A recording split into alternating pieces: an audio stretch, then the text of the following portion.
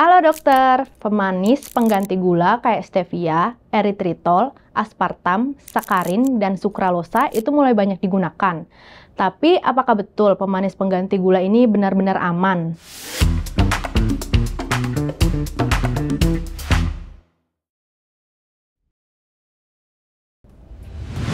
Kita tahu kalau konsumsi gula berlebihan itu dikaitkan dengan obesitas, diabetes, penyakit jantung, dan juga kanker. Makanya banyak orang berlomba-lomba beralih ke pemanis pengganti gula. Kalau di Indonesia, alternatif gula itu dibagi menjadi dua, pemanis alami dan buatan.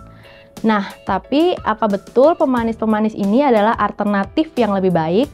Nah, sayangnya untuk beberapa pemanis, terutama pemanis buatan seperti aspartam dan SK, itu telah dihubungkan dengan resiko penyakit cerebrovaskular. Sementara sukralosa dikaitkan dengan peningkatan penyakit jantung koroner. Aspartam juga dikaitkan dengan peningkatan resiko kanker payudara dan juga kanker yang berkaitan dengan obesitas. Kok bisa? Meskipun belum diketahui dengan jelas, diduga disebabkan karena adanya proses inflamasi, angiogenesis, kerusakan DNA, serta gangguan inhibisi dan apoptosis sel. Penemuan ini didukung oleh laporan WHO. Oke, sebelum kita lanjut, mau kasih tahu nih, kalau di website Alomedica sudah tersedia e-course untuk berbagai bidang yang narasumbernya nggak perlu dokter ragukan lagi. Mau kapanpun, dimanapun, dokter bisa akses e-course melalui website Alomedica. Udah gitu, sekarang e-course kita ber-SKP Kemkes loh. Yuk ikutan e-course Alomedica sekarang.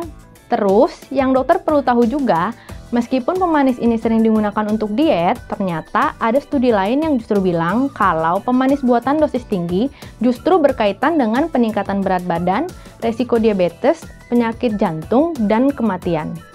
Mungkin ada juga yang nanya, kalau alternatif gula ini aman nggak untuk anak dan ibu hamil? Nah, sampai sekarang studinya masih pro dan kontra ya. Jadi, mendingan untuk anak-anak dan para bumil, jangan konsumsi pengganti gula dulu sampai dinyatakan benar-benar aman. Wah, kok jadi takut nih nyaranin pasien pakai alternatif gula ya? Kok bukannya menguntungkan, malah berbahaya? Nah, dokter perlu ingat, kalau hasil-hasil penelitian tadi itu nggak sepenuhnya bisa jadi patokan. Karena metode penelitiannya beda-beda. Udah gitu, pola diet partisipan studi ini juga kan nggak mungkin sama ya.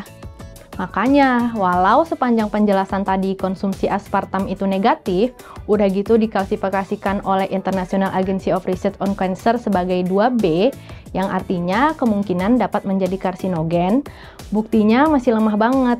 Jadi, rekomendasi konsumsi aspartam itu tetap nggak berubah secara internasional, termasuk di Indonesia. Alternatif gula itu tetap boleh kok dipakai, cuma pasien-pasien kita harus tetap diingetin juga nih untuk lebih selektif memilih produk-produk yang dikonsumsi. Tekankan kalau pola diet yang seimbang dan sumber gula alami itu yang menjadi prioritas nomor 1 untuk menghindari gangguan kesehatan di masa depan, bukan si pengganti gulanya. Like dan share video ini ke teman-teman dokter dan juga pasien, subscribe channel Alomedica, dan nyalakan lonceng notifikasinya. Jadi dokter Anda dalam genggaman, salam Alomedica.